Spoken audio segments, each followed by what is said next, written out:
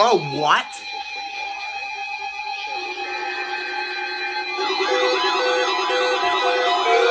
Well, freaking again?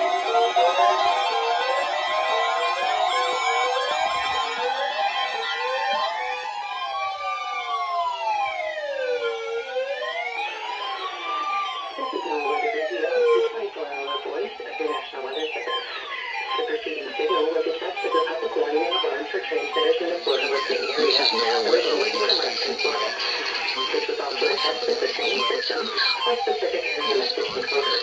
The same system will alert only the county or counties affected by a particular warning. These tests are going to be Wednesday between 11 a.m. and midnight, and again between 6 p.m. and 8 p.m.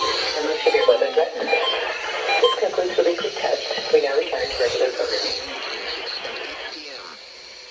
Severe weather is expected. This test will be postponed until the following day. Synopsis.